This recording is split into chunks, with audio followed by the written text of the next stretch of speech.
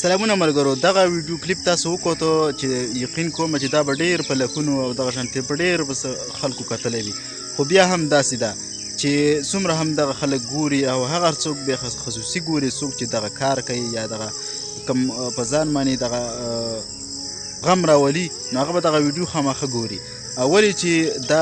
ون ویلینګ والا چې څومره هم ملګري دي هغو ته دغه ویډیو پیغام ریکارډ کومه په دې نیت چې تاسو هم دغه ویډیو وکتله او دغه کې چې څومره دغه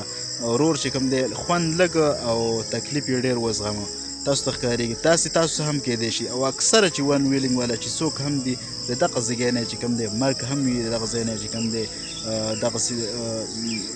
بې حده بې دردېدونکي دغه واقعه هم هغې ته مخې ته راتلی شي. نو داسې ده چې ون ویلینګ والا تاسو مهرباني وکئ، د ستاسو پورې د ستاسو د کور چې څومره هم کشران دي مشران دي د هغې ټول جوړښت یعنې د ټول فیملي دردېدونکی غم تاسو سره تړلی وي، تاسو تر شا چې کوم دی ډېر څه د هغې د ستاسو د فیملي امیدونه وي، نو تاسو دغه د معمولي یا د 15 سیکنډو خوند تاسو په ډېر دردېدونکي فیملي باندې دغه غټ غم راولئ. او تاسو ته دغه خواست دی چې دغه ویډیوګانې ستاسو تر مخې ډېرې زیاتې بیا تېرې شوي وي دغه شانتې د ون ویلینګ والا چې هغه د داسې حادثې سره مخ شي چې د هغې مخ او دغه شانتې د بدن ټول اندامونه ګډوډ او په اخر کې هغه په حق ورسیږي. نو دا ویډیو صرف ستاسو لپاره ریکارډ کومه چې برای مهرباني دغه کس چې تاسو ته په سکرین شو دغه د 10 سیکنډو خو خوند هغې څومره د لوی نقصان سره مخ شو، نو تاسو هم د دې نه پرهیز وکړئ چې څومره هم اورېدونکي کتونکي زما دا ویډیو پیغام اوري، نو صرف او صرف د ون ویلینګ لپاره دا ویډیو لازمي شیر کړئ، ځکه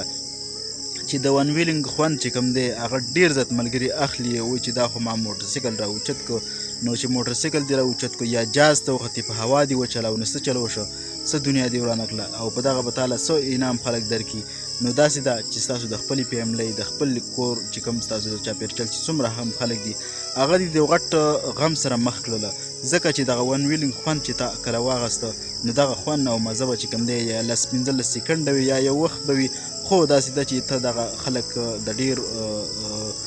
د شتمنۍ نه بېغمه کوې، ځکه چې دغه ځای ته رسېدلی نو تا باندې به چا خواري کړي، چا به لوی کلی، چا به تعلیم در باندې کلی، چا به درته زده کړې ښودلي، د ډېر زیات د افسوس مقام ده چې ته بیا دغه ځای کې د 10 سیکنډو خوند واخلي او د خپل فیملۍ هغه ټول محنتونه ضایع کړي. نو نه ده کول پکار. د ویډیو مخکې د ملګرو سره ضرور شیر کړئ چې داسې